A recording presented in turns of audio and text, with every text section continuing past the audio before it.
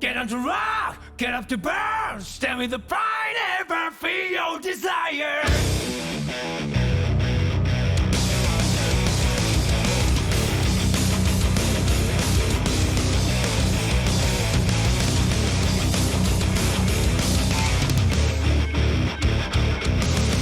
One day I noticed that my life was broken. It was not me who was controlling this body. Oh, I want to know what's really real to me before it vanishes like a wave. Get on the rock, get up the burn, stand with the pride on me, the ways to make her. You must have heard it. Grasp the truth, hold it high, right the fears, that's what this makes us start with. You haven't heard it, girl. Don't be afraid to listen to your own heart. Deep as sonic, that's my heartbeat in you.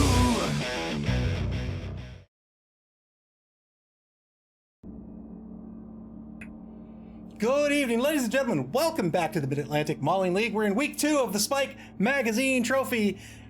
We're in the second game of a doubleheader as well. We just saw Norse versus Lizards, and you know what's up now?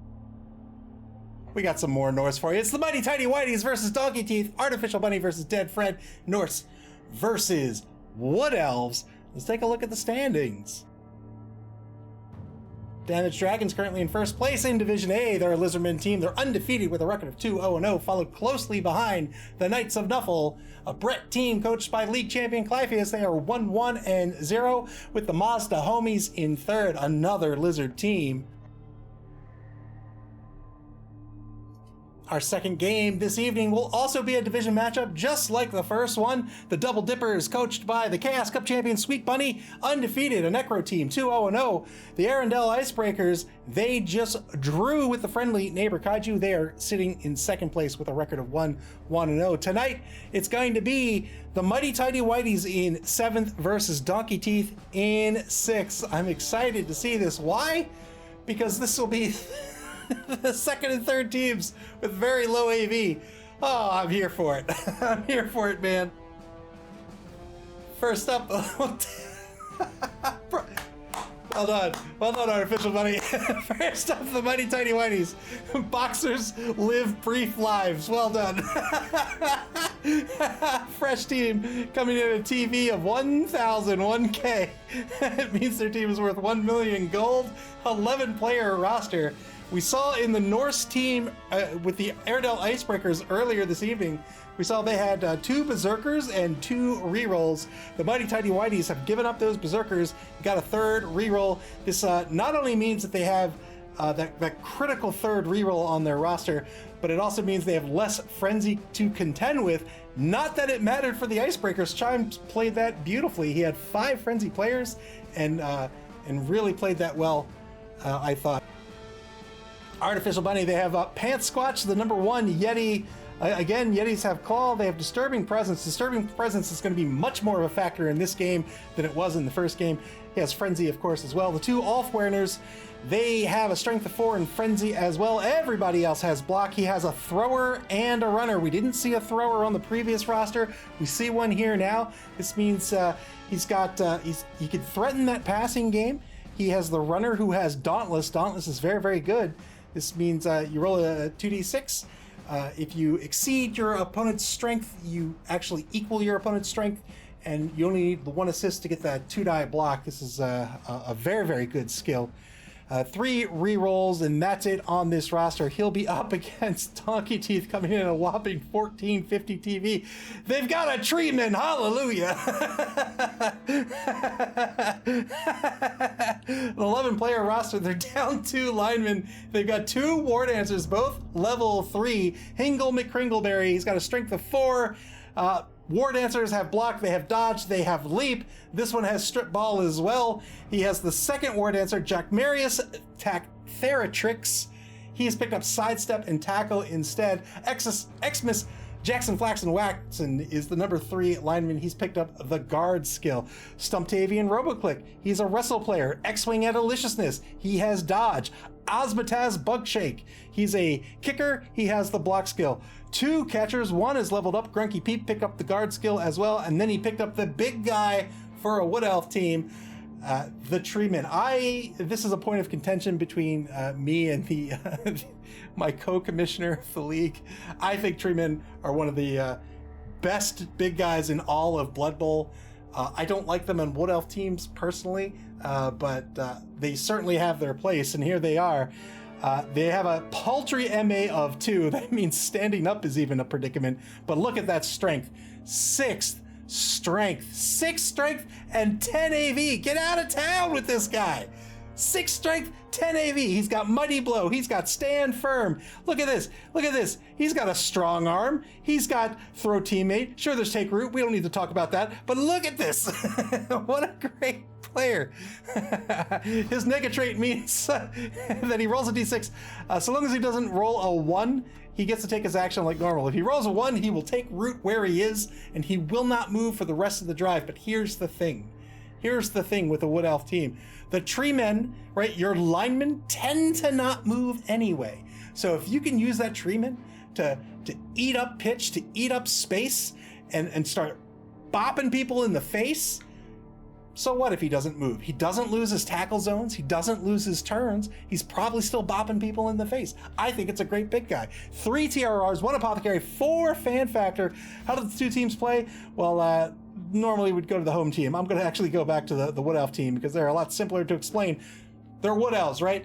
AG4 across the board, except of course for the Treeman. AV7 across the board, except of course for the Treeman. They, on offense, they will do whatever they want. They will run, they will pass, they will skip, they will dance, they will score. On defense, they do not want to take hits. AV7 is not a lot, and they don't have a whole lot of strength. The 2 catchers, of course, being catchers, have a strength of 2. He does have the War Dancer with a strength of 4, but they're very, very, very fragile players. And the more blocks they take, the more they're going to be, more Wood Elves are going to be removed from the pitch, and he doesn't want that. On defense, he'll back up. He'll try to keep the offense to a blitz a turn. If he can do that, he'll be in great, great shape. If he wins the coin toss, he'll want to be on defense to start this game. He's going to be up against Artificial Bunny's Muddy Tighty Whiteys tonight. They're a very tough team to play. Everybody has block that makes their blocks all the more dangerous. Most of them are pretty fragile too at AV7. He has the 2 Ulf winners who have Frenzy. He has the Yeti who has Frenzy. That's more block dice that can be thrown against these very, very fragile players. Artificial Bunny, I think, is going to want to base. He has to be a little careful though, because with that AV7 on all those linemen, on that thrower, on that runner, if Dead Fred doesn't need to dodge to keep his players safe, he might come in for a blitz, get a 2-die blitz, move the blitzer to assist another player, get a 2-die block on him, and now that player is free to assist someone else, and so on and so forth. He has 2 guard players as well, remember. So if he can get those 2-die blocks, he will absolutely take them. He wants to try to get a player advantage out of this as well. It's not often as an AV7 team, you find yourself up against another AV7 team. There's not too many of them in the game, comparatively to all the races you can play, that is. So I think Artificial Bunny is going to have to be a little careful of just playing like straight up dwarf ball. He doesn't want to do that, but he does want to leverage all of his skills as best as he can. He wants to take as many blocks as he can. He can use Frenzy to try to surf players. When a Wood Elf team threatens the pass, they'll typically go down the wide zones because those are the easiest areas of the pitch to open up a hole and run down. If he does that, those players are in very big danger, or could be in very big danger of being surfed, right? If you're 2 spaces away from the end zone and your opponent has, or from the sideline rather, and your opponent has a Frenzy player, you might be in trouble. So you need to be a little bit careful about that. 3 rerolls is where he wants to be. Both teams have 3 rerolls. Really, the big thing with tonight's game is going to be all of this petty cash going to Artificial Bunny. 450. Sorry, my screen just zapped out. 450 gold in petty cash is going to the Mighty Tighty Whiteys tonight. There's a whole lot he can do with that. He could pick up a wizard naturally. Maybe he picks up some bribes, probably not. But he's got his pick of some star players, and I think they're pretty solid picks.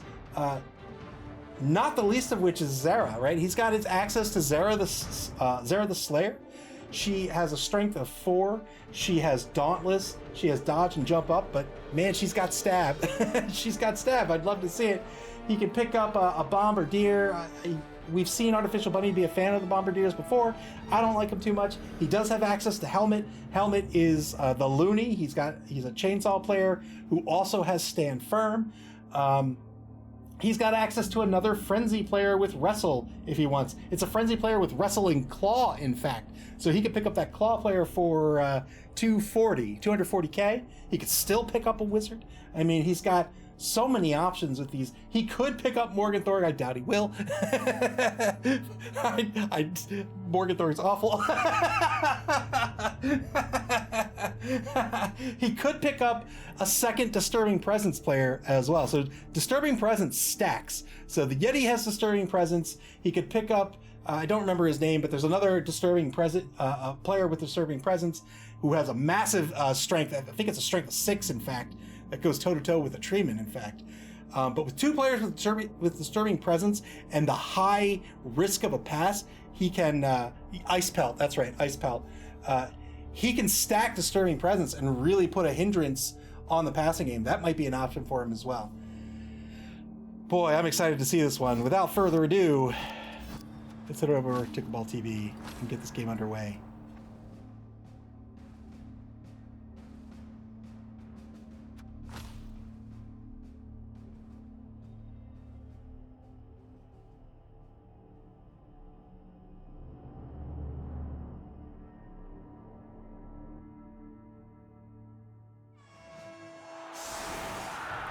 Two teams are setting up. It looks like Donkey Teeth will be on defense to start.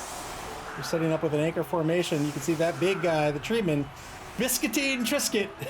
He's in the center defensive tackle formation. The mighty Tighty Whiteys will be setting up their offense now. Let's see.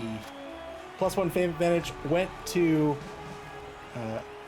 Donkey Teeth naturally. They have that fan factor of 4 versus 0 for the mighty Tighty Whiteys.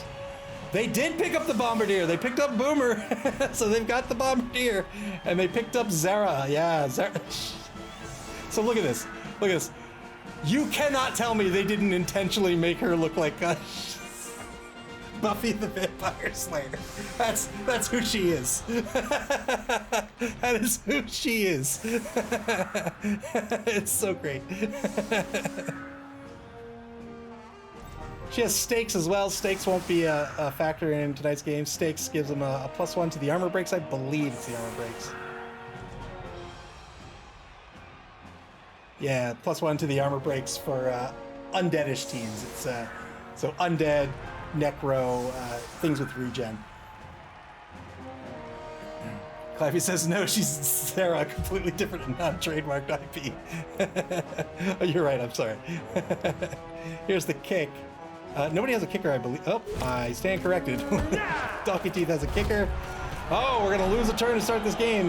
I was going to say 7-man turn. 7-turn half to start the game. Here we go. Middling kick for Donkey Teeth. 5-man offensive line for the mighty Tighty Whiteys. Tried to stab with Zera on the line. Didn't work out. 2-die block now. Clivis, thank you for the bits. Could be a dodge push. Frenzy follow-up. Another dodge push. Boy, that Ulfwear there is in a spot, eh? Sure, in a spot.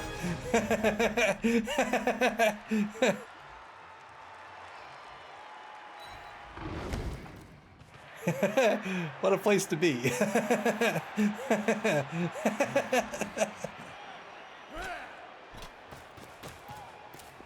Gets a player to protect the ball carrier. Depends.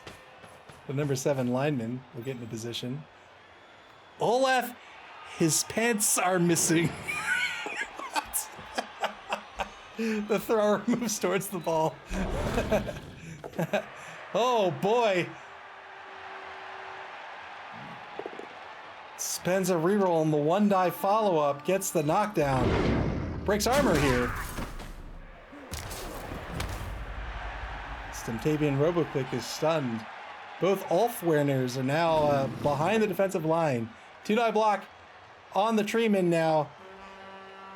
Gets a knockdown to stand firm and stay put. He's going to have to roll to stand back up because he doesn't have 3 MA.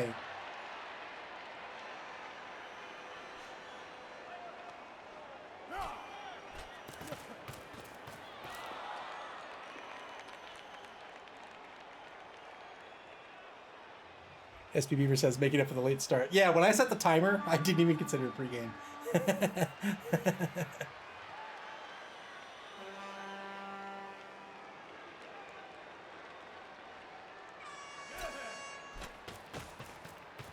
SP Beaver says it's a GFI to stand. No, he has to roll to stand. Here comes the blitz. 2-die blitz on JR Jr. Juniors Jr. Gets a pal. Looking for that 8+.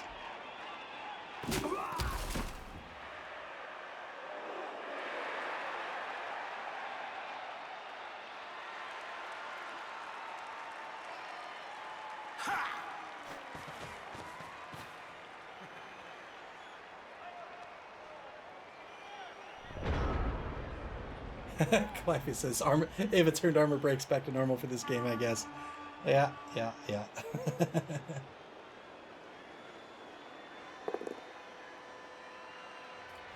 Yeah, so try to stand up there. When you have less than 3 MA to stand up, you have to roll for it. On a 4+, you get to stand up. Otherwise, you stay put. So the Treeman's going to stay put.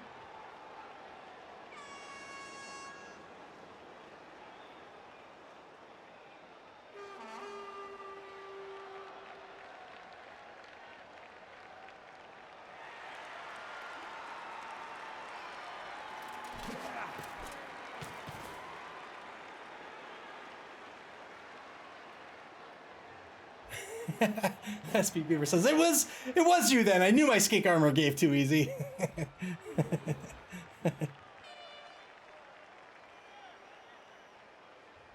Donkey Teeth deciding what to do here. He doesn't want his defensive formation split up. Probably takes a step back. He's looking if he can make better blocks out of this. I think he actually can.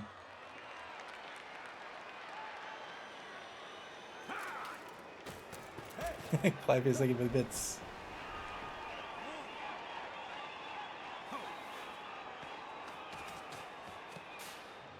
Moves 2 players over in the left wide zone to get in front of the ball. Here comes the 2-die blitz. Gets a push on number 3. Is his name Under Werewolf Blitzer? Is that his name? I hope that's his name. Under Werewolf Blitzer. Love it.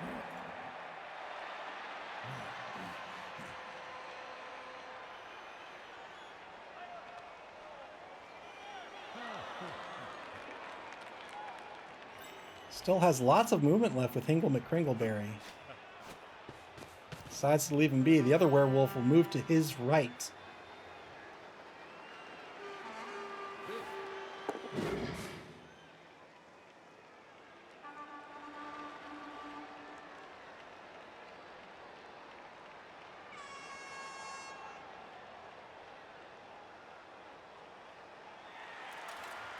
That'll be the turn. Turn 3 now for the mighty Tighty Whiteys.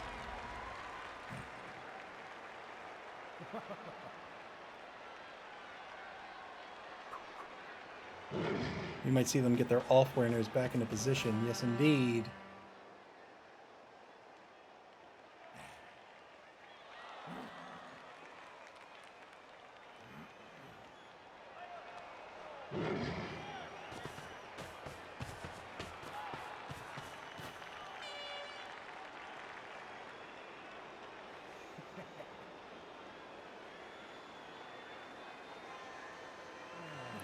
Two columns in front of the ball currently.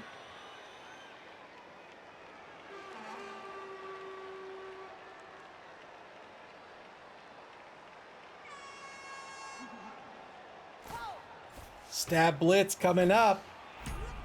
Failed the stab. Tried to stab Hingle McCringleberry, didn't work out. Failed Wild Animal, tried to reposition the Yeti. That's a 4+ on the Wild Animal roll, didn't work out. Would have worked out if he Use the blitz with the Yeti. Good pickup by Olaf. Olaf, his pants are missing. The number 9 thrower.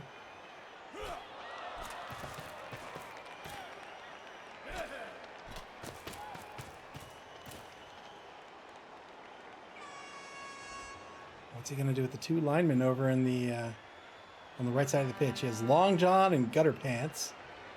Probably doesn't want to give up pitch control, but he might pull them back a bit. Yeah.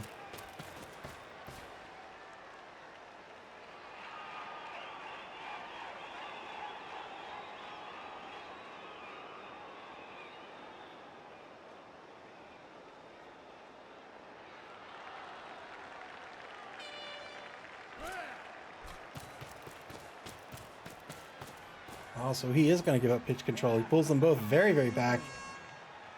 Turn 3 back to Donkey Teeth. We'll see if Donkey Teeth wants to commit to the side here or not. Stands up here. That's a 50-50 to stand up independently. It has a dependent die roll that was 75%. 75% meaning he had a 75% chance of standing up on last turn or this turn.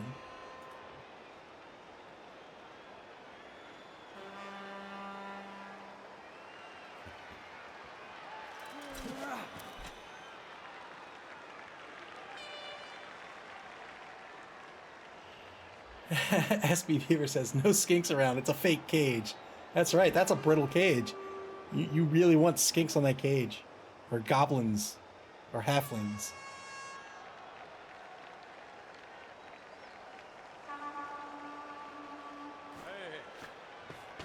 War Dancer Blitz. This is the Strength 3 War Dancer. Gets a POW on Zera. He's looking for a 9+.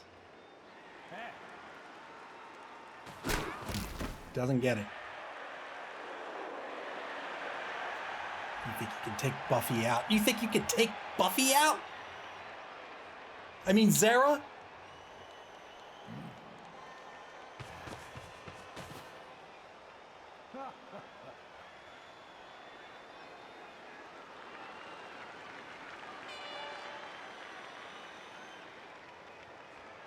Zera, the nondescript monster slayer?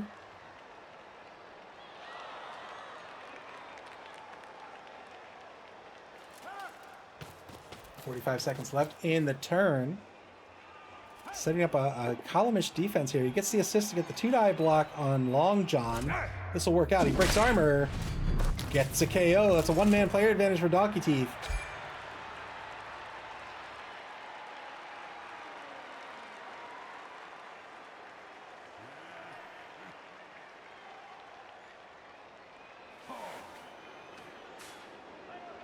Resets the defense in the left wide zone. I don't think he wants to remain marked here. Blitz has been spent. He'll probably dodge number 5 and number 8. AG4 for a positive dodge means 2+ to dodge.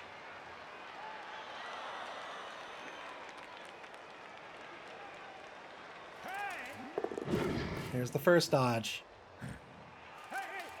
Here's the second. Well done. 2 players left to action. He'll probably leave Quackadilly Blip where he is. He might move Hingle McCringleberry. Nope, he's going to move Quackadilly. And Hingle is going to move 1 space backwards. Turn 4 now for the Mighty Tighty Whiteys.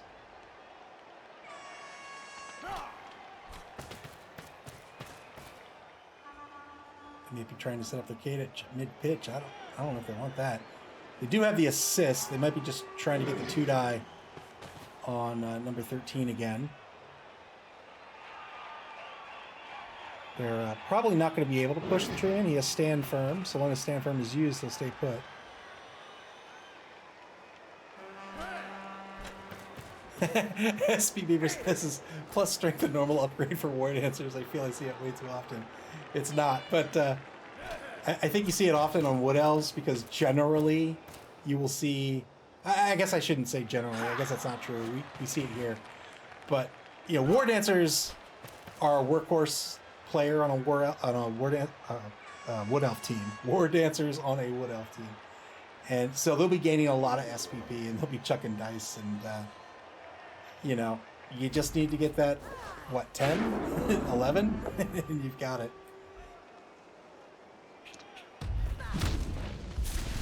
Takes the block with Zera. Stand-up block. Remember, she has jump up. So she can take a block while prone. Just needs to roll for it. She has Dauntless as well. With the assists, that gave her the 2 dice she needed. Well done.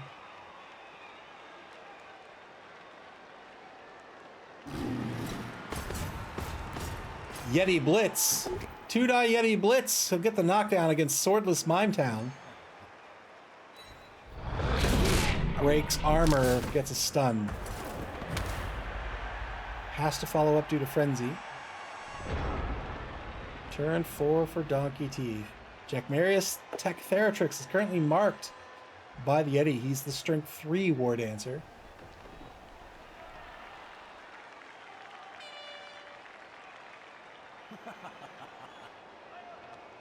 Clear skies again. See, this is what I don't understand. Look at this. Why would you set your cameras up here? Here. Here. And like here, like these two, like what different angles are you getting with these two cameras? Put a camera here. Put a camera here. What are you doing? What are you guys doing?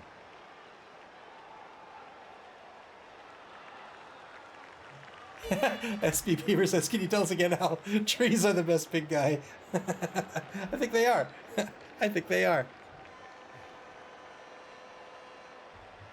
You can't change my mind.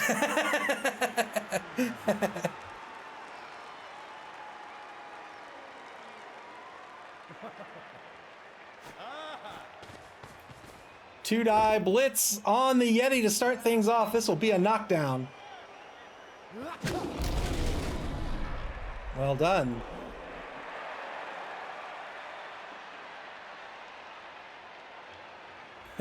SB Beaver says they are fun, especially when they make interceptions.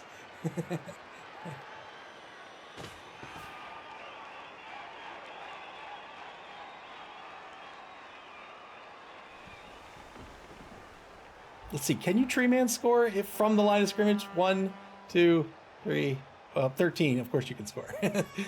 14 divided by 2 is 7. And then you get 2 GFIs. 3+ dodge, worked out due to the dodge skill by Quackadilly Blip.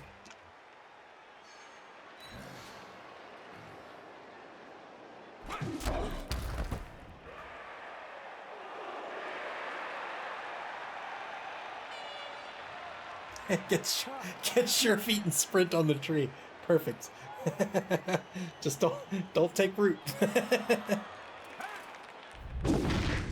Failed the dodge here. Will he re-roll it? He will. Dead Fred spends his first re-roll of the game.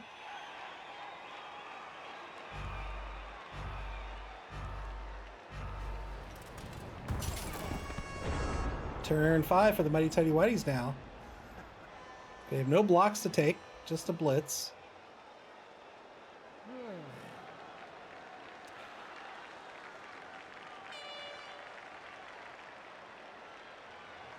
Second quarter begins after the short first quarter due to the riot. Takes a little time to get the riot under control.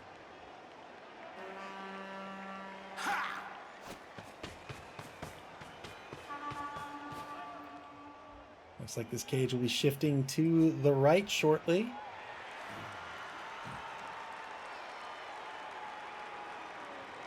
Blitz on JR Junior's Junior. Also fairly likely, I think. Failed the wild animal stand up again, tried to reposition the Yeti. But I guess he just wanted to stand him up. He certainly wasn't going to dodge out.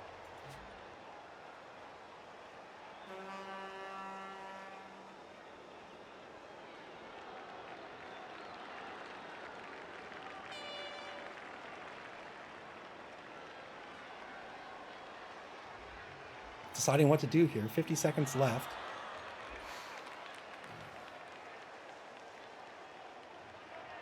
If he shifts to the right, Donkey Teeth will very easily shift back to the right as well.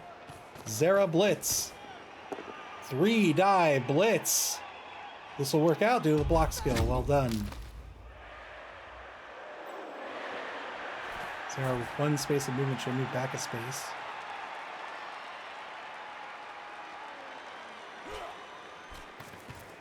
Looks like he's going to stay put. He's going to stay caged up where he is.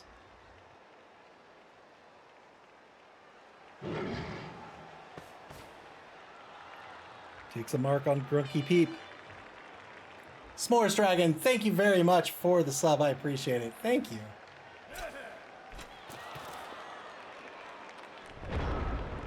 Turn 5 now for Donkey Teeth. 2 marks have been taken. Look at the shadow. What is happening? Oh, that's not a shadow. That's his hair. Buddy, whatever product you're using, you need to stop. You need to stop.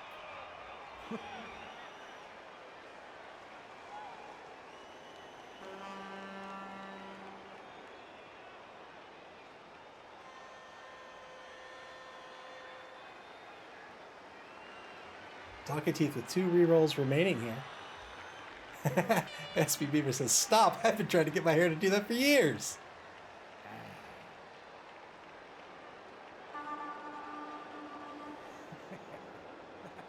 Is that Fred really trying to decide where he wants to be?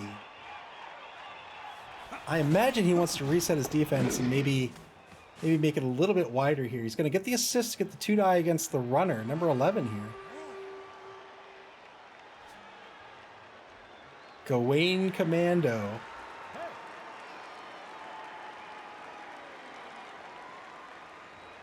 Down to 55 seconds left to make his decisions for the turn. Gets an assist on the leftmost Ulf Werner. Under Werewolf. What's his name? Under Werewolf Man Jack. Fair enough. Gets a pal. Knocks him down.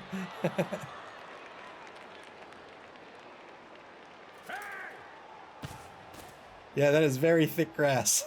Even the dead grass is very, very tall.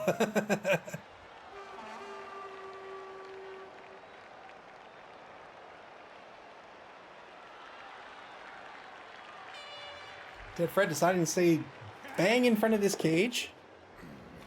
Takes that 2-die block over on the right side of the pitch. This is not going to work out.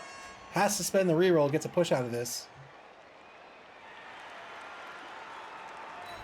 Donkey Teeth down to 1 reroll for the half.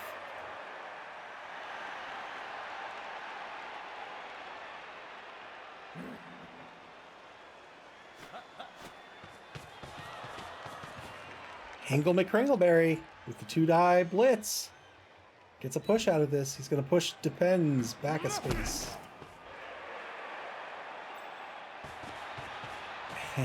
He goes right back behind the defensive line.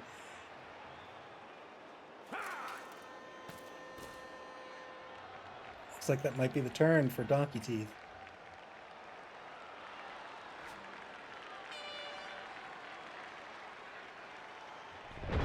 Indeed it is. Turn 6 for Mighty Tighty Whiteys.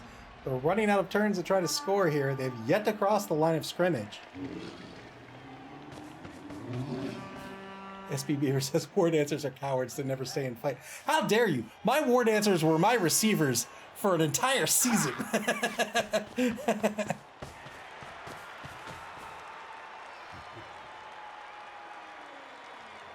Gawain Commando, the runner, he's going to advance down the right wide zone. Here comes the Yeti Blitz. Double pals on the number 2 war dancer.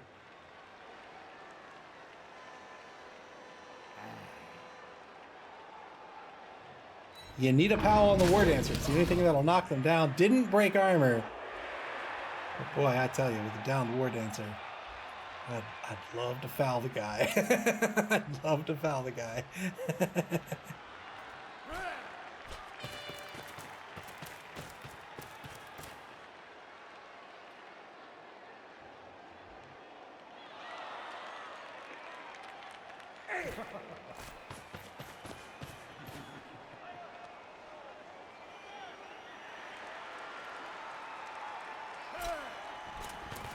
Look at that. That's fine. 6, 4, and 5. That's fine.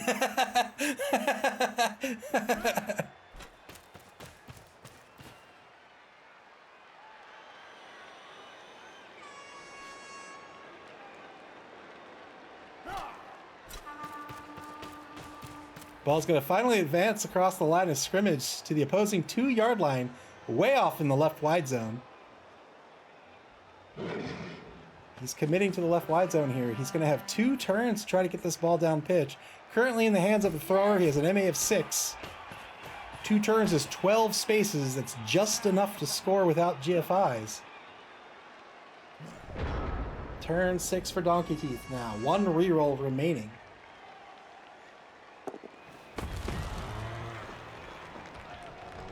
Treeman will stand up.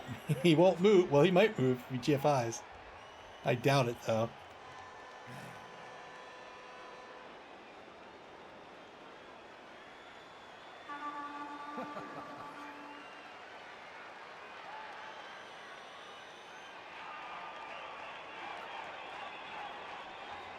But case in point, look, it's turn 6.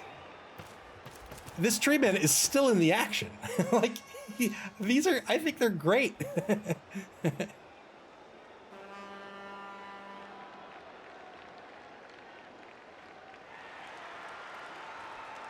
As a Wood Elf team, if you get much further down the pitch than this, you're probably just scoring. So Treeman stay in the action, I think, longer than people give them credit for.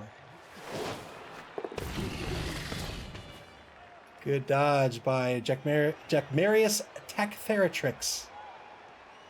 2+ dodge to break himself free.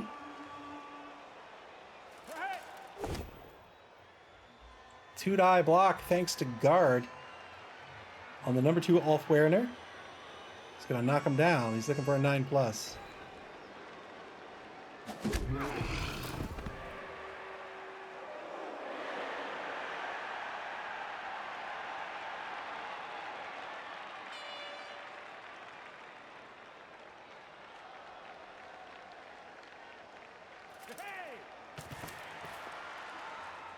Gets an assist on the number 3 Ulf Werner now, under Werewolf Blitzer.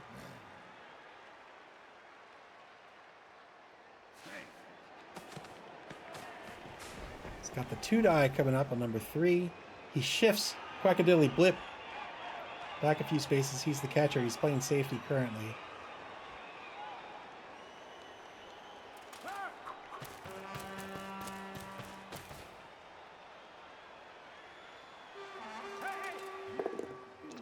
Two-die block gets a push on number 3.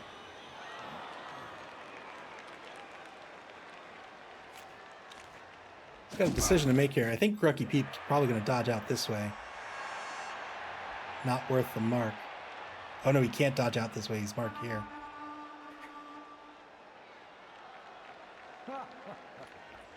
Blitz is still on the table. Here it comes. Two-die blitz. It's going to be a push. Pushes in here. That'll free up Grunky Peep. All right, Hingle McCringleberry in position with 3 seconds left. Grunky Peep, positive dodge. Well done.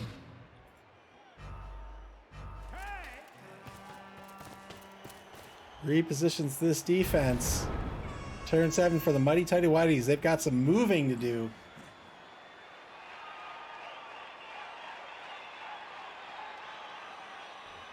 Oh boy. How do you do it? The defense has got this locked down.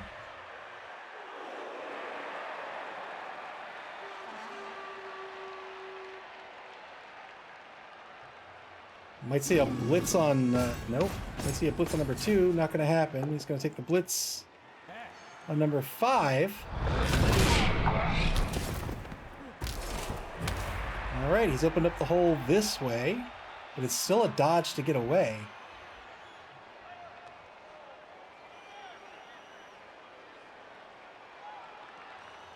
Got a stun out of that blitz.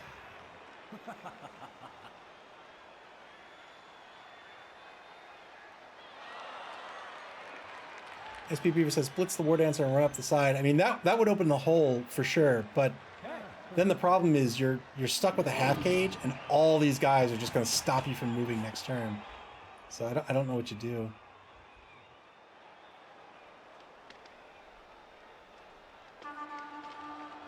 Under a minute, turn 7 for the mighty Tighty Whiteys. They've got to be in scoring position at the end of this turn.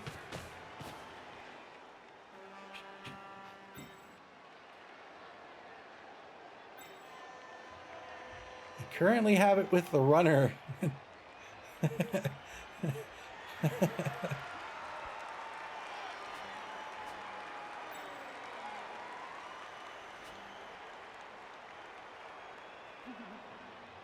30 seconds left for the mighty Tighty Whiteys. The runner is the only one who can score currently.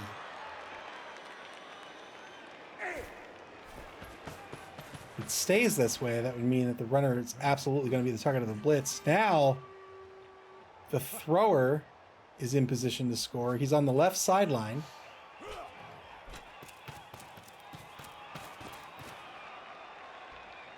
Oh boy.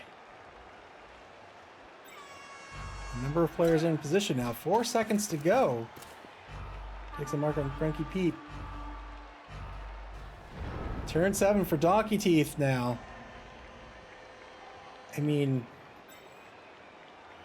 I would blitz number 9. I would totally blitz number 9. With Hinkle McCringleberry?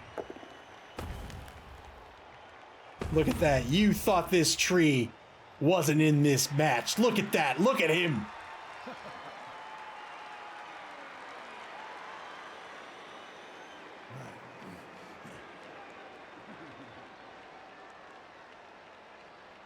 You can't even see. You can't see over him. Is there anybody there? Who knows? Who can tell? Who can tell?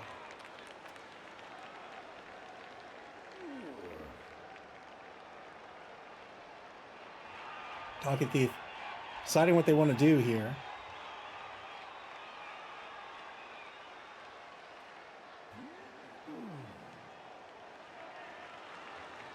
They currently have a 1-die unskilled block against the runner in the right wide zone.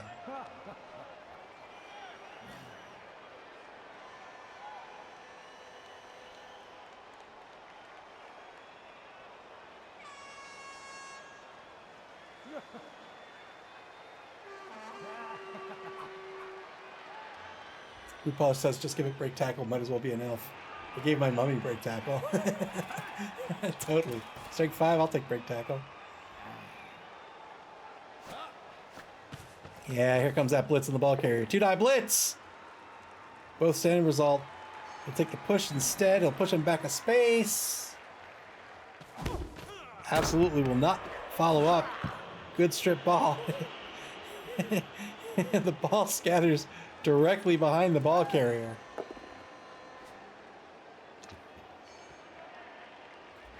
SP Beaver, thank you for the bits.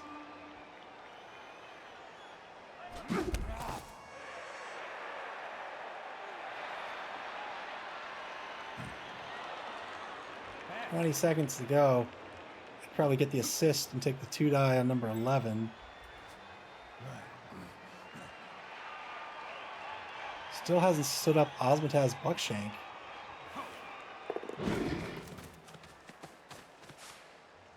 Completely shutting down the score in the left wide zone. There's the assist to take the 2-die on the runner.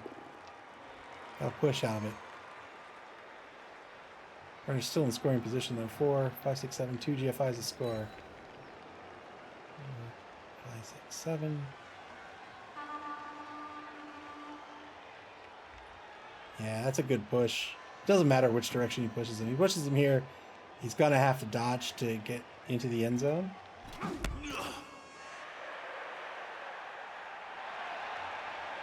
Great turn here by Donkey Teeth. Stellar defense, keeping it together. Nobody's been removed on the Wood Elf team either. SP Beaver says, is anyone in range? Yeah, so the runner still is, but he'd have to take that dodge. So it'd be a 3+ dodge, and then 2 GFIs get in the end zone. He's really I think he's really the only one with any reasonable shot at it. Like number 10 can't do it now. So he's got to take a dodge with the runner. He does have the reroll. Take a dodge with the runner. And then let's see, 1, 2, 3, 1, 2, 3, 1, 2, 3, 4. It'd be a long pass to score.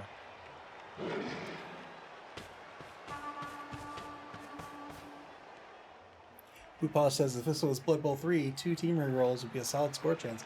Yeah, in Blood Bowl 2020 rules, you can spend as many team rerolls as you like on a turn. You just can't reroll any die pool more than once. Really changes the odds a lot. I think that's a great change to the core game rules. 2-die blitz.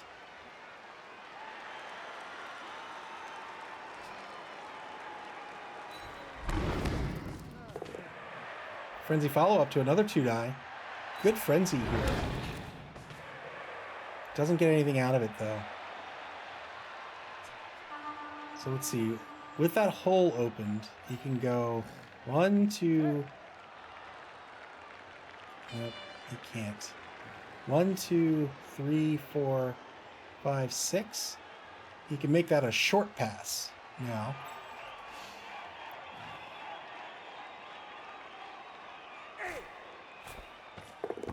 Oh! Going for the handoff. What am I missing? What am I missing?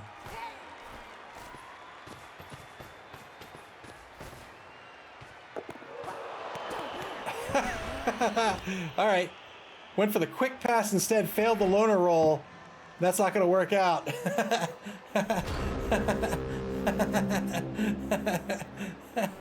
All right, fair enough. You know what? Fair enough.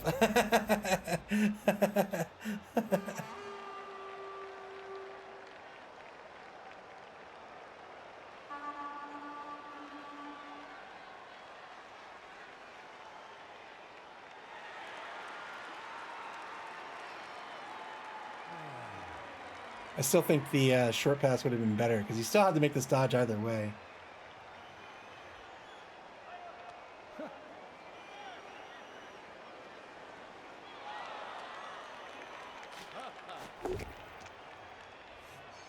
Two-die block. Uh-oh. Uh-oh. Under Werewolf Man Jack. In danger of being surfed. Nobody's going to score on this half. Donkey Teeth is going to have the ball to start the second half of this match. And as always, when you're a fast, brittle team, you have decisions to make. Do you want to score quickly? Or do you want to try to stall and take some licks while you stall? Two-die block. It's the POW on number 2. Well done.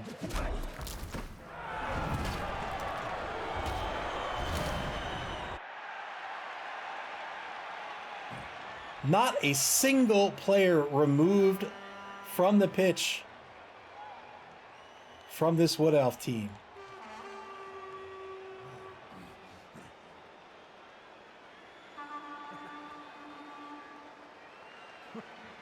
Stellar defense by Dead Fred here to stop the Mighty Tighty Whiteys dead in their tracks.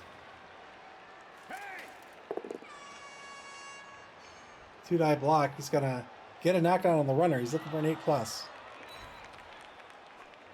He's going to push on the ball. Breaks armor. Got a KO. Well done. We'll see if the runner stays KO'd.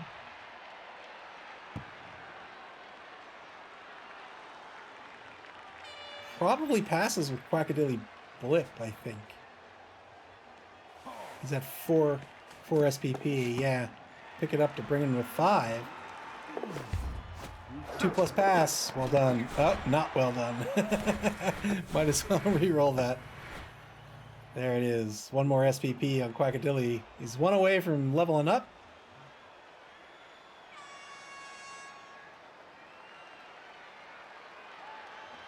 He's got a 2-die against number 10.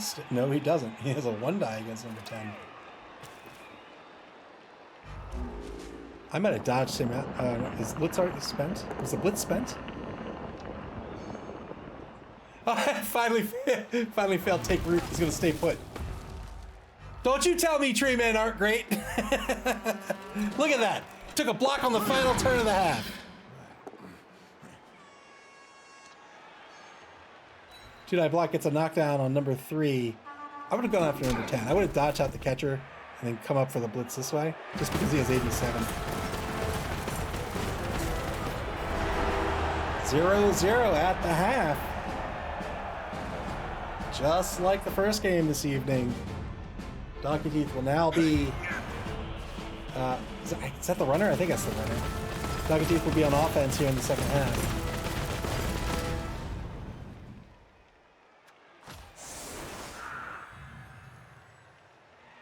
Yeah, so the runner was out for a very short amount of time. He woke right back up. He'll be back on the pitch. Looks like the Mighty Tighty Whiteys will be setting up in an anchor defense.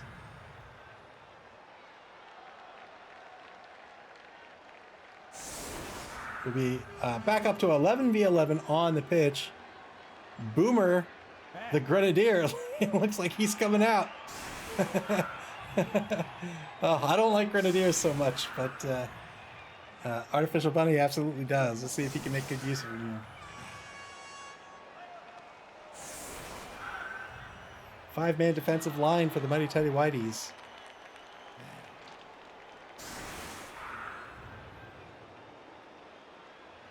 Pulling one of the frenzy players off into the left wide zone, pulls the other one off to the right.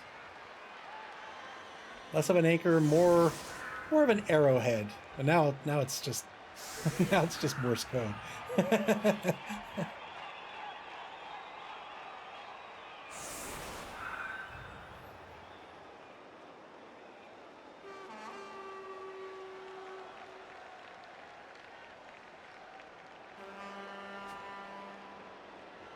And now Donkey Teeth will set up on offense. Currently with a 5-man offensive line. They put the tree men on the line naturally, as you do. 2 war dancers will come off the line.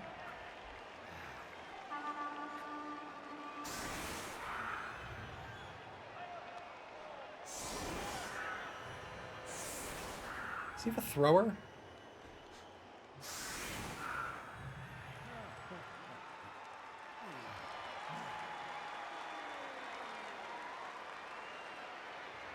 I could have sworn he had one at one point.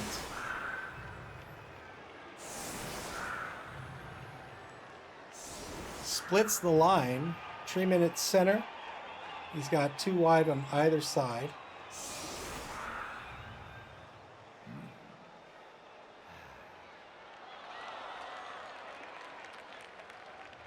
Currently keeping the catchers in the halfback position.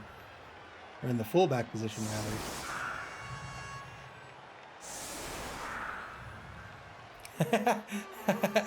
S'mores Dragon says, I would not want to be behind that tree at a concert. What are you talking about? Wait, what are you talking about? Look. Excuse, sir. Sir, excuse, sir. Okay. Sir, can you... I just want to... oh, never mind.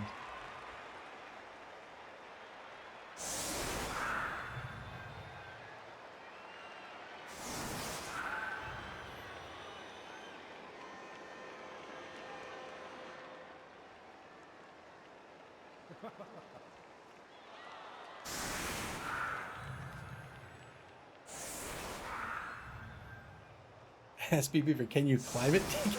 I think he'd be offended. 4 seconds left to set up here. He's still debating where everybody's going to go. He now has the 2 catchers in the 2 wide zones. He's got the strength 3 war dancer in the halfback position. Here's the kick. Uh-oh. Uh-oh. The Mighty Tighty Whiteys are going to get a blitz here. The 3 players who are marked have to stay put. Everybody else gets a free turn. It's a middling kick. Where is he going to go? He doesn't really have an avenue to the ball. He'd have to sweep way out to the wide zones. He's going to take a blitz, or a stab blitz on Hingle McCringleberry. Didn't work out.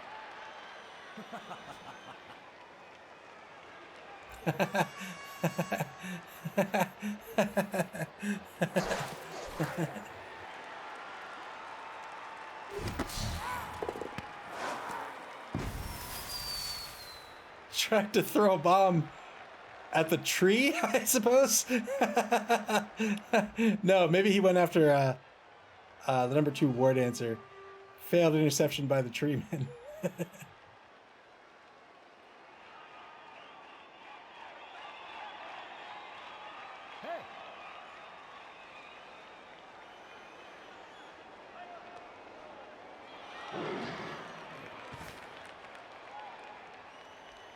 Takes a mark on Hingle McCringleberry. The blitz has already been spent. No more blocks to take. Takes a mark on X-Wing at Aliciousness. That's so hard to say. He's in the left wide zone.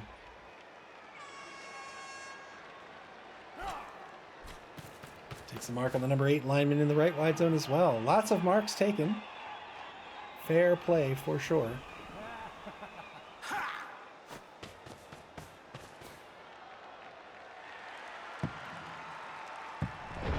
Turn 9 for Donkey Teeth. On offense, they find lots of marks that they were not anticipating. You always have to be careful with blitz.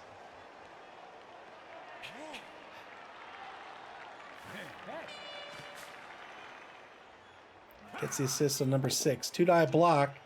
He'll get the knockdown in the left wide zone. Free ball and Frank.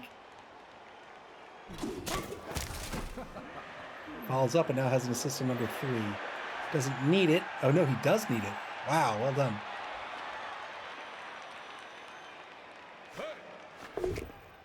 S'mores Dragon asks, how do the grenades work? You pass them just like a ball. You pass them just like a ball. You do all the pass rolls like normal. So there's an interception roll, a pass roll, and a catch roll. And if the ball lands on the ground, if the grenade lands on the ground, it explodes and blows up anybody in that space or an adjacent space. If somebody catches the grenade, if they successfully roll the catch, just like a pass, if they successfully catch the grenade, they can throw that grenade back. So if an opponent catches the grenade, they can toss it back at you, or you can pass the grenade to one of your players, and then they can keep passing it. So you can get the grenade somewhere where you want it to be that might be far away.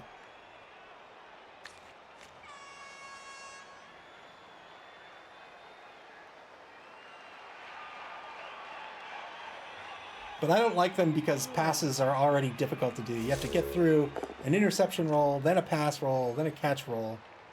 And then, finally, you get the explosion. You have to get the armor roll and the injury roll. It's lots of rolls. 2-die block. Knocks down Pantsquatch, number 1 Yeti.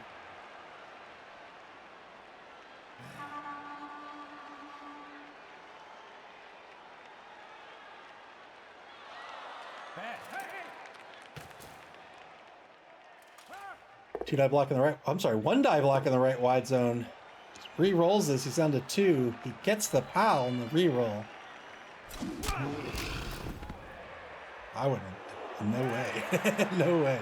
2-die block gets a push on number 7.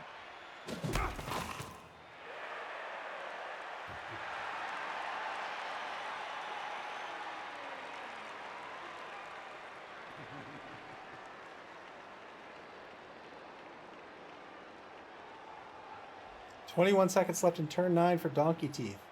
First turn of the second half. The blitz turn notwithstanding.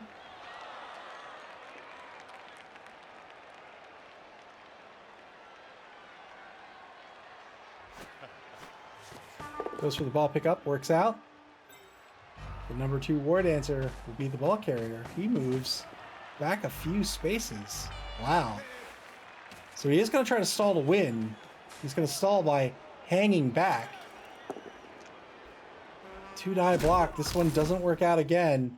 He gets knocked down for his audacity. That'll be a turnover. I'm always hesitant to take a 1-die block as AV7, unless I have the block skill and my opponent doesn't. So instead of stalling near the end zone, he's going to stall at the beginning of the drive. That suggests he wants to pull his players back. But we'll see.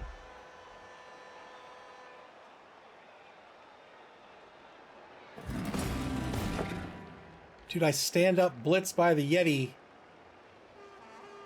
This is going to knock down the Treeman. Biscuitine Triscuit.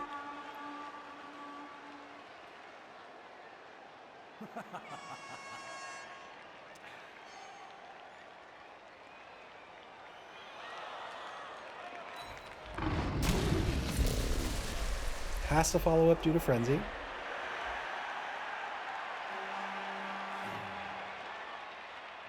He's gonna free up Zara to do her Zara shenanigans.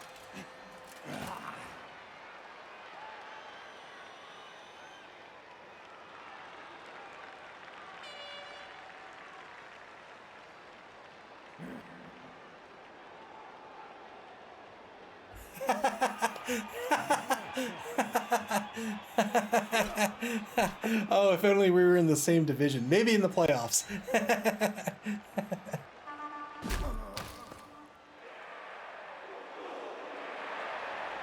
Paul says Claw will get that tree eventually.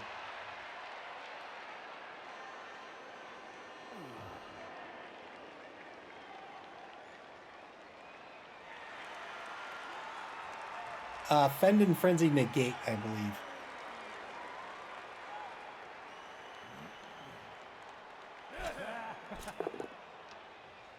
One die block, a pow against Xmas Jackson Flaxen Waxen.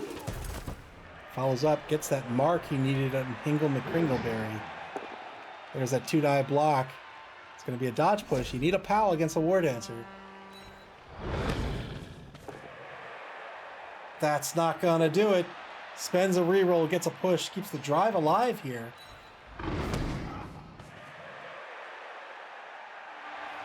The mighty Tighty Whiteys down to 2 rerolls for the game.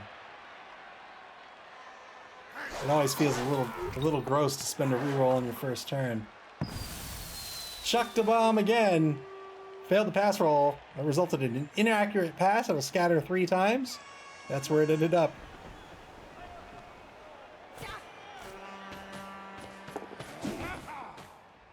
Good dodge by Zara the Slayer, and now she's hunting Jackmarius Territrix. She's got him in her sights.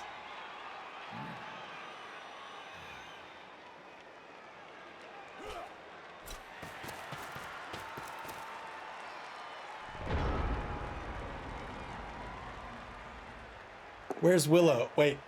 No, I'm sorry. This is Zara. Where's Wallow? Where's Wallow?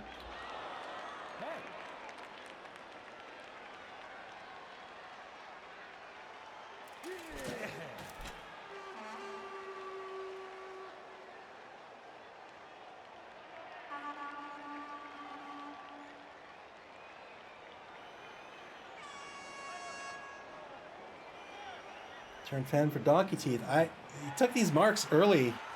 He pulled back, threatening to stall. But that would suggest you want to dodge all your players out and pull back, forcing the defense to come follow you up and engage you here. That way you eat a couple of turns, and that's how you get your stall without having to take the blocks. But he's still taking the blocks anyway. And now he's just going to have to take a lot more. He's marked by a bunch of players. He's got Zara, who's crossed the line of scrimmage. He's got to deal with her.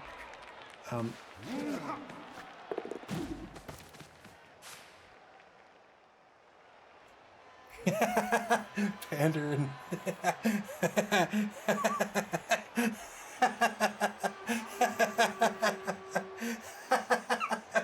Pander Niles.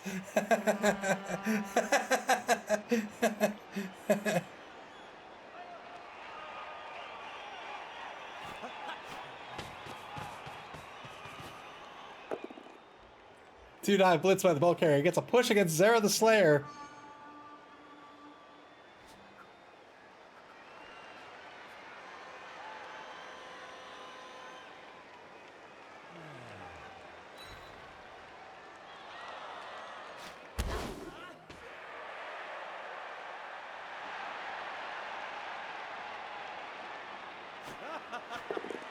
Two-die block by Hingle McCringleberry on Zara. This will work out. He's going to knock her down. A 9+ is what he wants.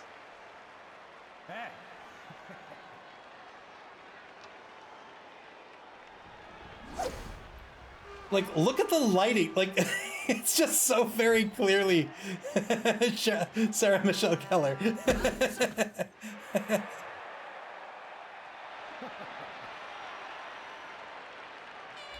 Wait, why was that a dodge push? What am I missing? Oh, she has dodge. Ah.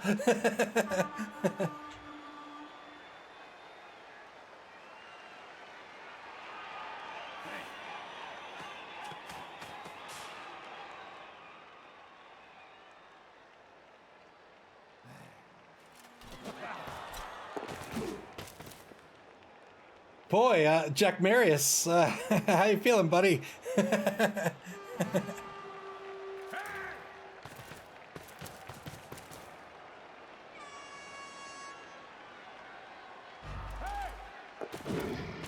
Good dodge in the right wide zone. 4 seconds left in the turn. He'll dodge in the left as well. And that'll be the turn. Turn 10, back to the mighty tighty Whiteys.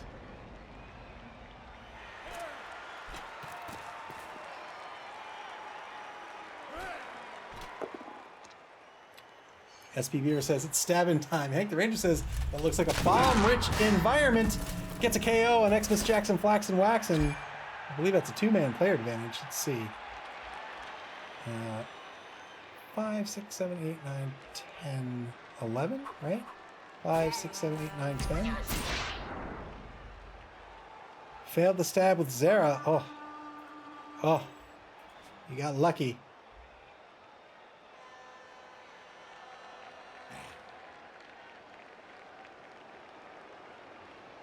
One-man player advantage. Looks like 6, 7, 8, 9, 10. One-man player advantage for the Mighty Tighty Whiteys. 2-die Yeti Blitz against Hingle McCringleberry. This will be a push as well. Frenzy follow-up. Also a push.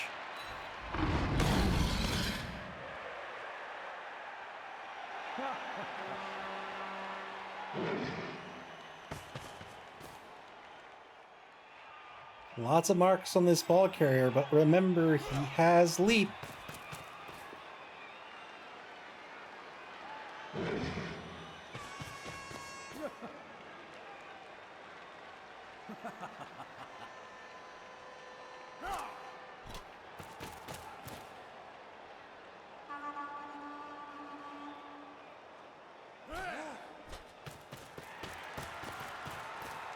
With all of these marks, I'd be very, very scared of using Boomer.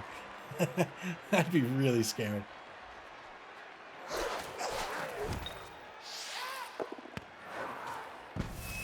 Decides to check the bomb at the tree man instead, but that's an AV-10. That means he needs to roll an 11 plus to break armor. Didn't work out.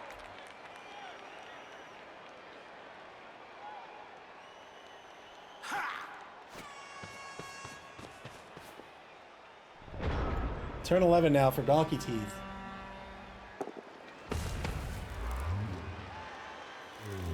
That's some Ring stuff, man. The way he stands up, that's just some horror movie stuff.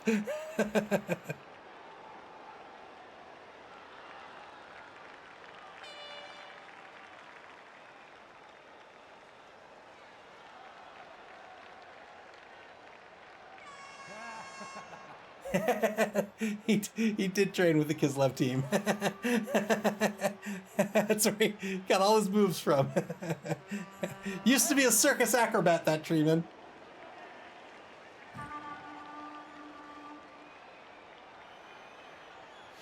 Got fired when he took root during a show one day.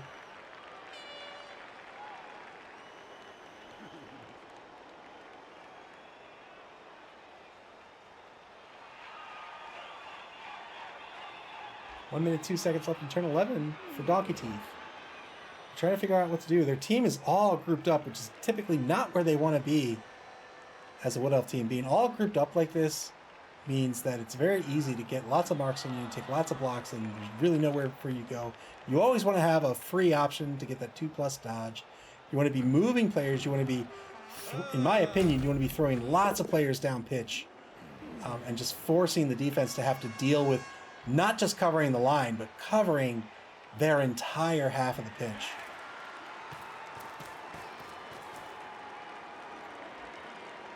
Hand off to Grinky Pete. They're going to move down the left sideline. Good dodge. Setting up a half cage on the opposing 6-yard line.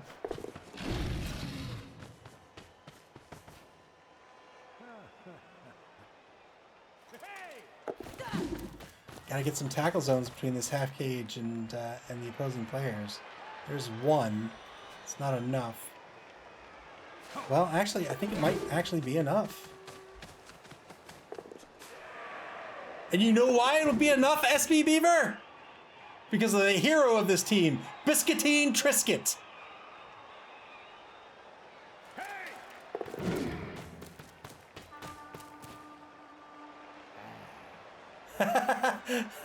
S'mores Dragon says, the more Blood Bowl I watch, the more fast elf seems. Yeah.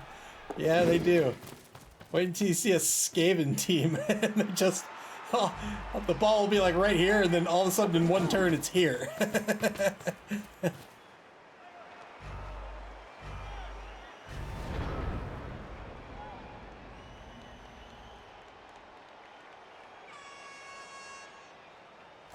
Hiroto Tsukara, thank you so much for the rating party. I appreciate it. Welcome to the stream.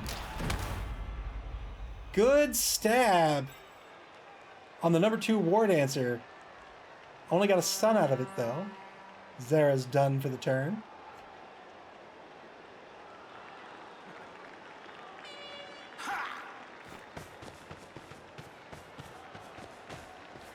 Gets a player in front of the half cage. This is Gawain Commando, the number 11 runner. That's right. That's right. Zara's got a wooden stick. That is Buffy. Failed the wild animal with the Yeti. He tried to blitz with the Yeti. That meant wild animal would succeed on a 2+ instead of a 4+. Failed it. Burned a reroll, failed the loner roll. Now he's down to 1 reroll. He has lost his blitz, and the Yeti is going to stay put.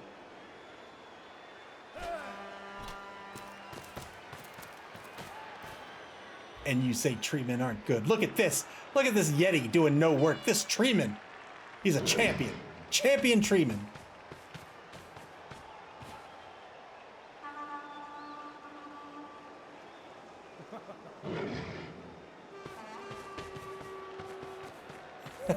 S'mores Dragon says, Pants Squatch, you're letting me down. Defense gets reset here. Pretty decent protection here. The problem is this poor fella. This poor fella, he's in trouble.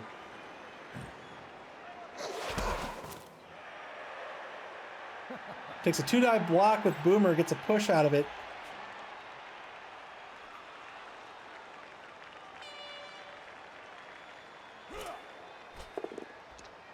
One die block against JR Jr.'s Jr. We get a push out of this as well.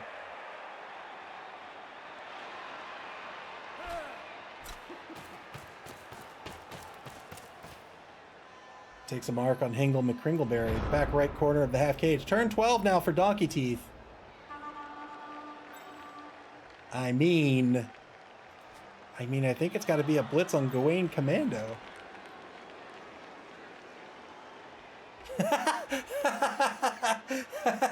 S'mores Dragon says, the whole time I thought you were making references to the boomer generations.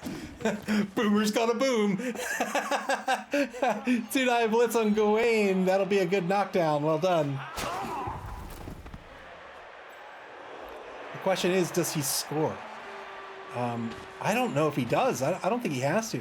He's got this player here, this player at a 2+ dodge. He can get these 2 players out here. He's got this player here. This player can go here.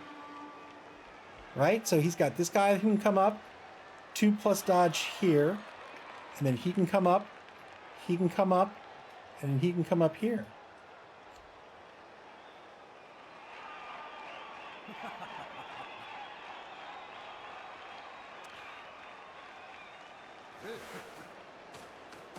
Let's see if he tries to do it. Nope, he feels safe and secure. I think it's a good call. I don't think he needs to score this turn.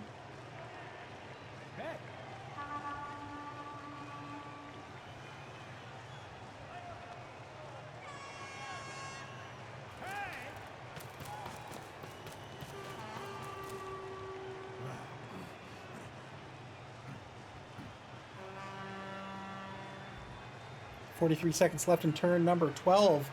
Donkey Teeth threatening to score and take the lead in this game. SP Beaver asks, what's Boomer's movement? I think it's 6. It is 4.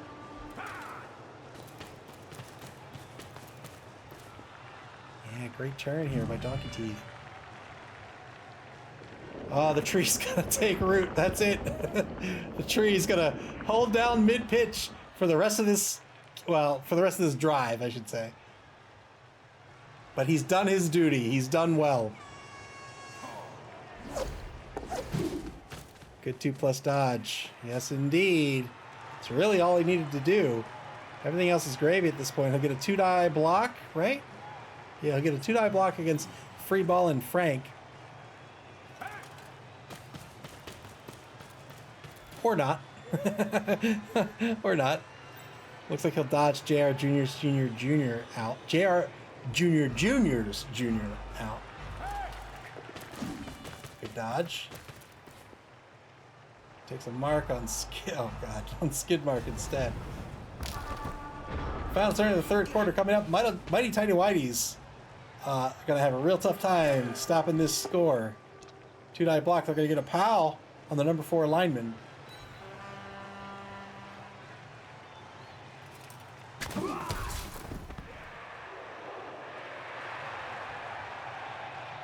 I think the only play that he really has is the short bomb pass by Boomer.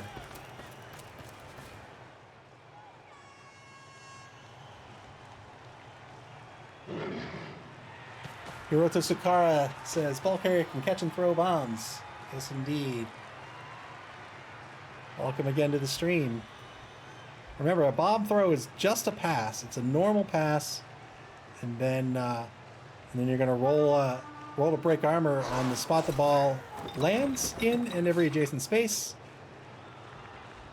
But being a normal pass, a catch roll is made as well. And if you catch the bomb, if you catch the grenade, you can chuck it. You can toss it. So he doesn't go for the grenade toss. It means Boomer is going to be called off the pitch at the end of this drive. Goes for the foul instead, trying to take a War Dancer off. Didn't break armor. He had an assist to make it a 6+. Doesn't get called off the pitch. He's just going to give up the TD and hope he can score in a quarter.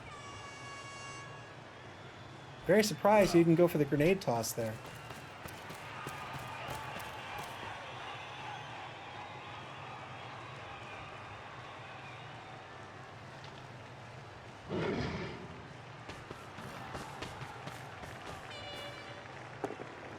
Oh no! He's got a push on Hingle. That's all. Well done to Surf Hingle McCringleberry. Wow! Oh yeah, you're right. You can't move him for a grenade. Wow! We'll see if Hingle comes back on to the pitch on the next drive. Wow, what a great surf. Well done.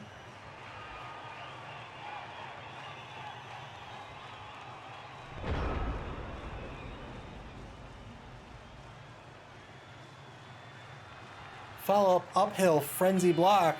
Work to get the surf. Well done. Only got a KO out of it, unfortunately. But we'll see if he stays out for the rest of the game or not. Has a mark on Grunky Peep. It's a 2+ dodge to score. He does have a reroll. He's seeing if he can get any good blocks out of this or not.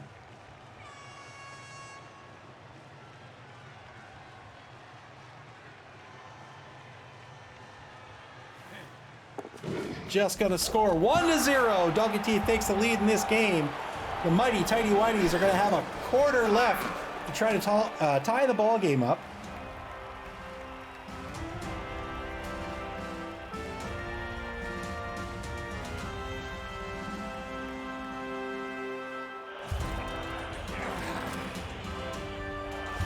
Oh, Hingle McCringleberry is going to stay off the pitch. Wow, what a great surf.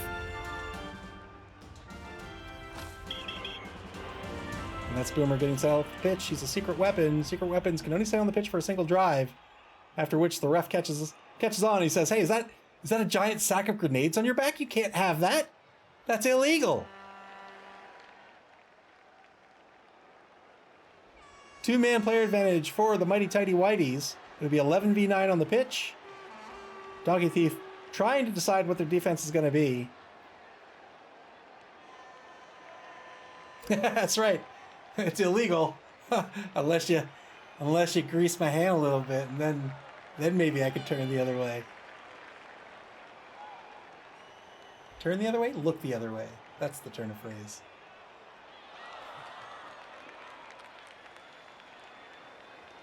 Mighty Tighty Whiteys with just a single reroll remaining for the game. They're going to have 4 turns to try to get on the board.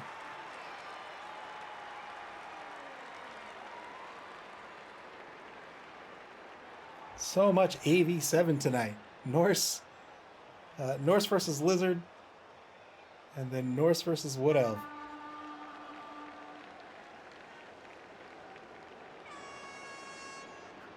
It is 9. Yeah, sorry. There's a 9th one. Quackadilly blips right here.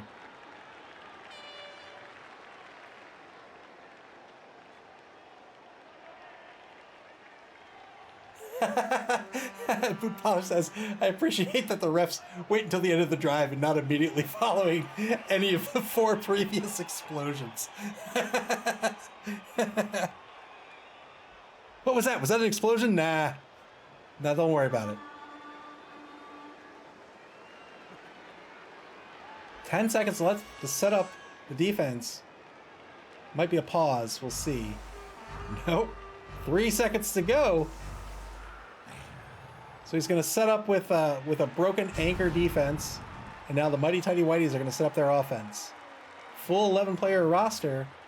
I think they have their runner back, right?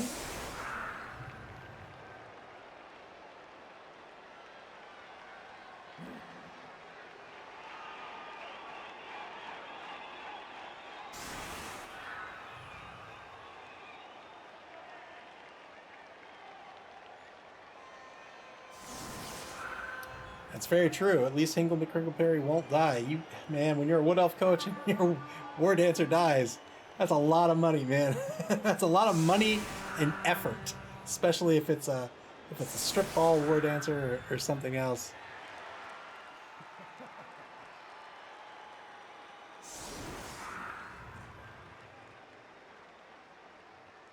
Doug the Minotaur. Doug the Minotaur, thank you so much for the sub. Here's the kick. Oh, Long John's gonna get hit in the face with a rock. And he's... Did I say 2-man player advantage? It's gonna be a 1-man player advantage. He'll probably stay on the roster with the damage back.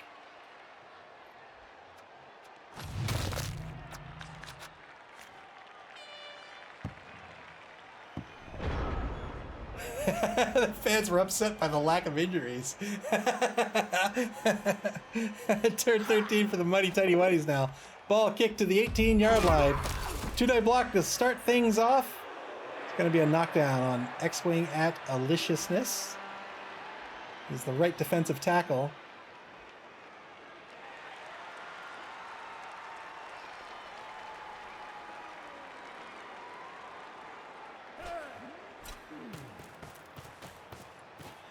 Takes a mark on the left defensive tackle. Stumtavian Roboclick. 2-die block gets a pal. He's looking for an 8+. Doesn't get it. He's got the mark on the tree man. You can get a 2-die Yeti block out of this. Here it comes. Gets a pal. On 11. A whopping 11+ to break armor here.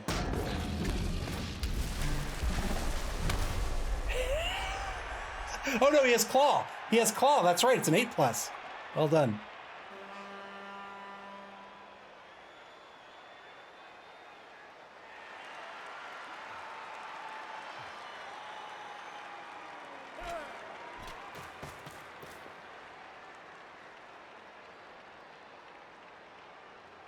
Buffy, the Zera Slayer vampire destroyer, Zara, is in the halfback position here. Remember, she has a strength of 4. Achoo. Zara with the stab. Breaks armor, gets a KO on Osmotaz Buckshank. Well done. Back to a 2-man player advantage now for the Mighty Tighty Whiteys.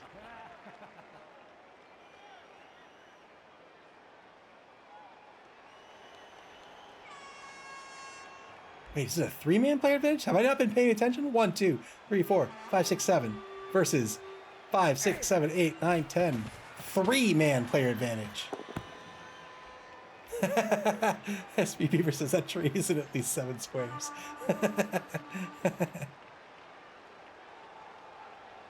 Good ball pickup by the number 9 thrower. Hands off to Depends. Fails the handoff. He spends the final reroll he has for the game. Depends is the ball carrier. It looks like he's going to try to scoot this ball up to mid-pitch. There it is. And that'll be the turn. Turn 14 back to Donkey Teeth. 3 turns remaining.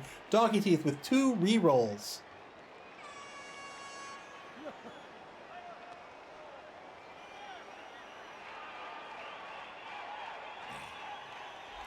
S'mores Dragon says, false advertising. Depends was not dependable. No, it wasn't. Depends isn't dependable. He's just saying, it depends.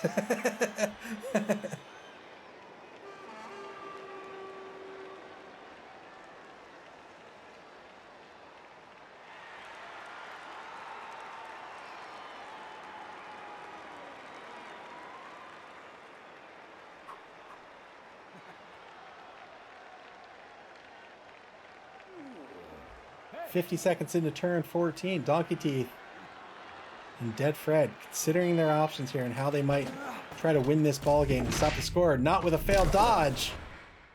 They're going to spend the reroll here. They get a mark on Zara. Reroll has been spent for the turn. Donkey Teeth down to 1 for the game. 2 marks on Zara. She has a strength of 4. 2-die blitz. It's going to be a dodge push. Oh no! It's the War Dancer with tackle! Smart move. Doesn't break armor. SB Beaver says he's asking to be stabbed.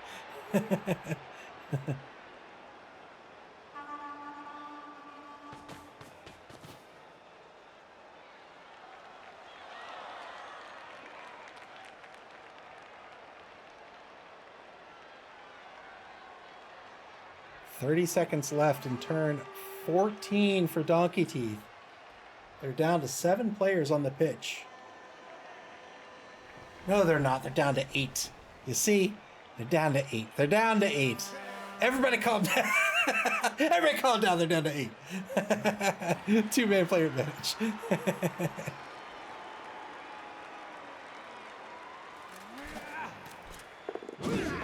Good dodge by X-Wing at Deliciousness. 2+ dodge to get back in formation. 3 seconds to go. That might be it. Shifts JR Junior's Junior 1 space to the right over into the right wide zone. Turn 14 back to the Mighty Tighty Whiteys. They have no rerolls left. The odds on their actions have just now changed dramatically. Action order is going to be paramount here.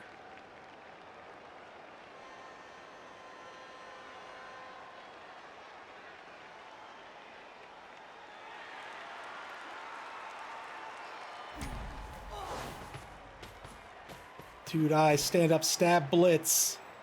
A 2-die stab blitz. It's going to be a stab blitz.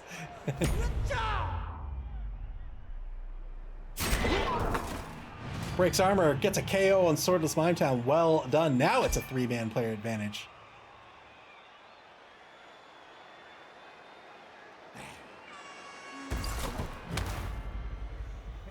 I stand corrected. The Apothecary is spent. Swordless Mimetown is going to be stunned for the turn.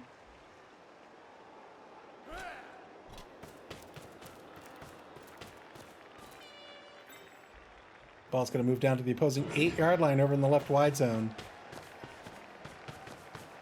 Set up a cage here. He's got another player to move into position. Probably moves these two, I guess.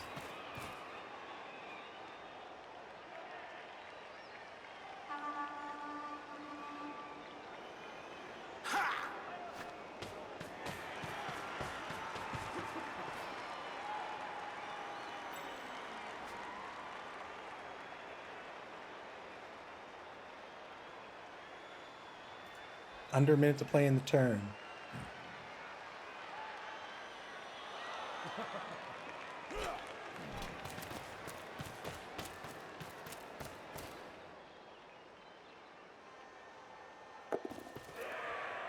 GFI's one space forward over on the left sideline. Just to get in front of all these cameras, really. You see, Depends is very, very shy and does not like to be on camera.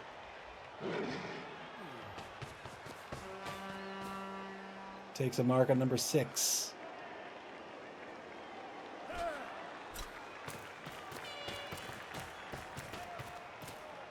SB Beaver triggers the emergency GFI warning. Thank you for the bits.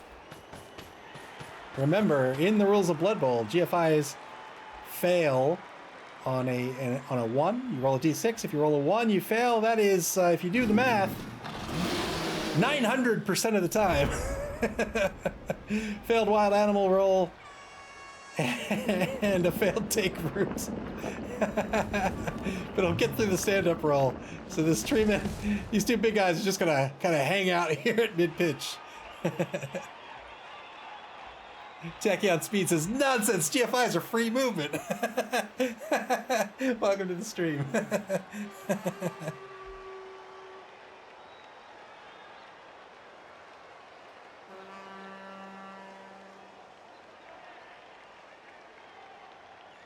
Turn 15.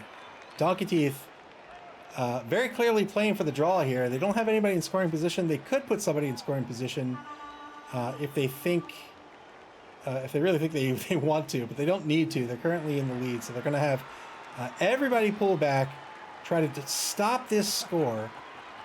I don't think they need to get too aggressive with it. They just need to get their formation together.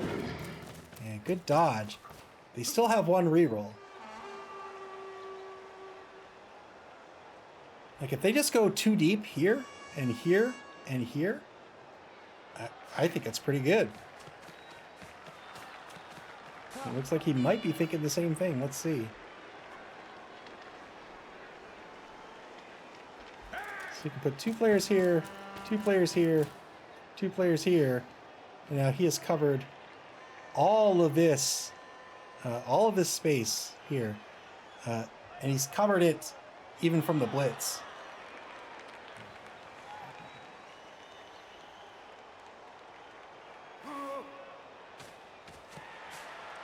It's going to take a mark on number 5. 2-die blitz. Gets the POW on Diaper Dan, the number 5 lineman. Probably won't follow up. He'll probably he'll reposition number 2 War Dancer. He might even keep him here. No, he wouldn't. He'll pull him back here. Yeah.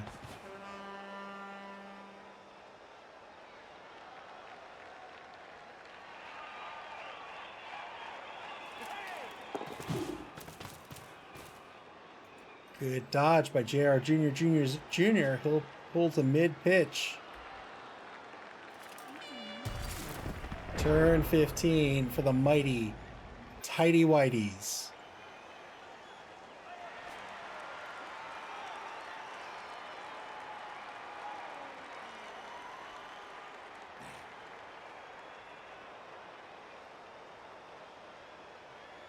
Will he pull back to hand off to the thrower?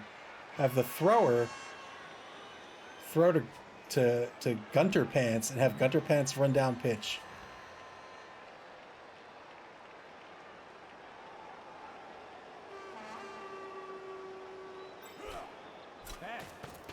Nope, that's not what he's gonna do. All right.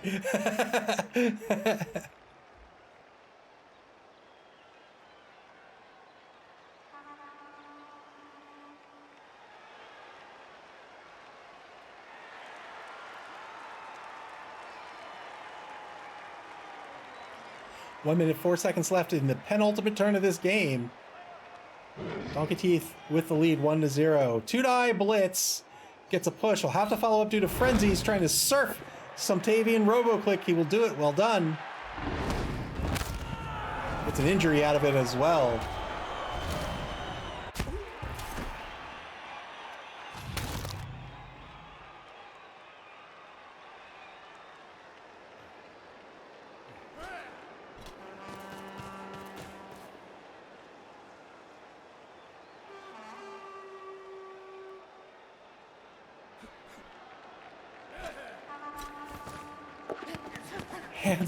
Hands off to Zara. Handoff fails.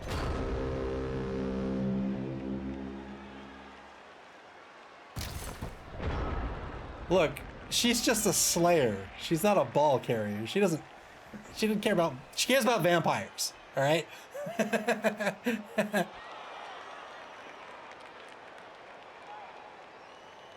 Wanted to get the ball in the hands of Zara. Didn't work out. And now Donkey Teeth has an opportunity to grab this ball and secure it. We'll see if it happens. They have one reroll.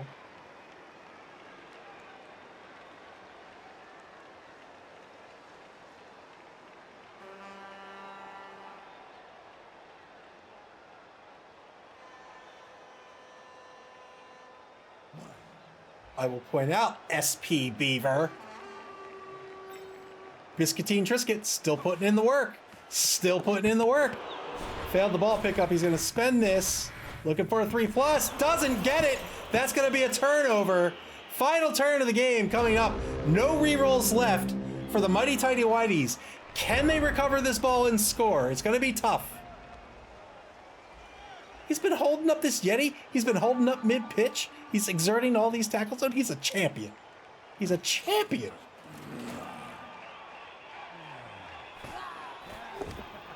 One die block. Zara takes the block. Oh my God, she's gonna push onto the ball. Ah! Pushes onto the ball. The ball's gonna scatter into the hands of Grunky Peep. So now the blitz is gonna have to get rid of this ball. Sports Dragon says, I filed this complaint before, but I really feel like this announcer is biased. Gets a stun on Swordless Mine Town. It's not going to matter. Here comes the blitz. It's got to work out. He's got to knock down on the 3-die blitz. He doesn't have the reroll. That's not going to do it. Donkey Teeth is going to win this ball game. Oh, why push onto the ball? Why? Oh, boy. Nothing left to do except take some blocks, maybe a GG foul.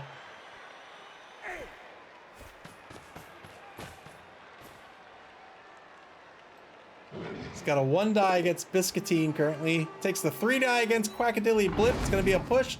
Frenzy follow-up. Gets the POW. Can he get an 8+? He cannot.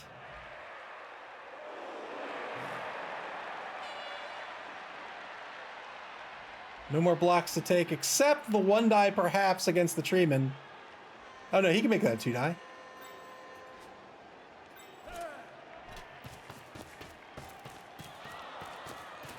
Two-die block against Biscuitine Triscuit. Oh no. Oh no. Yes! The Treeman! Putting in the work! That'll do it. Donkey... Oh no. Donkey Teeth's gonna win this one 1-0. Jackmarius Tactheratrix, the number 2 War Dancer, will be the MVP for Donkey Teeth, but Boomer, the star player, is gonna eat up 5 MVP for the mighty Tighty Whiteys. That's unfortunate. Always a risk when you take star players in this version of the rules. Ball possession pretty even between these two teams. Pretty even matchup, I would say. Two great coaches. The mighty Tighty Whiteys are going to walk away with no SPP from this game. How unfortunate. Donkey Teeth are going to pick up 9 SPP for the game. Oh, oh, that's That's heart-wrenching. Oh, what a good game. Two great coaches. What a fantastic game. We had a great doubleheader tonight. I had a ton of fun. Let's take a look at the schedule before we leave for the evening. Next up, tomorrow night, we've got another game. It's another Week 2 matchup. This time it'll be the Brewmeisters versus the Masters of MAML. Malik versus El Nubarino. That'll be Chaos Dwarves versus Dark Elves. That will be tomorrow, Monday, April 17th at 9 o'clock p.m. Eastern Daylight Time. That's UTC -4. And then after that, we've got one game left. It'll be a live game. It'll be the Mazda Homies versus the Dead Presidents. That is Mazda Homies. Oh, that's a Lizardman team. Lizards versus my team, an undead team. That has yet to be scheduled. But when it does get scheduled, you'll be able to check it out and get alerted to those schedules on our website at maml.club. That's MAML.CLUB here on Twitch or on our social media pages on Twitter, Mastodon, and Facebook. You can listen to our podcast, Mammal Talk, and watch previous games on our YouTube channel. Play Blood Bowl. What a fun game this is. Where else could you be a goblin with a sack of grenades that you toss down the pitch at giant trees? You can play Blood Bowl via Blood Bowl 2 and Blood Bowl 3 on Steam and in tabletop form at your friendly local game store. Until tomorrow night at 9 o'clock p.m. Eastern Daylight Time, take care, everybody, and enjoy the rest of your weekend.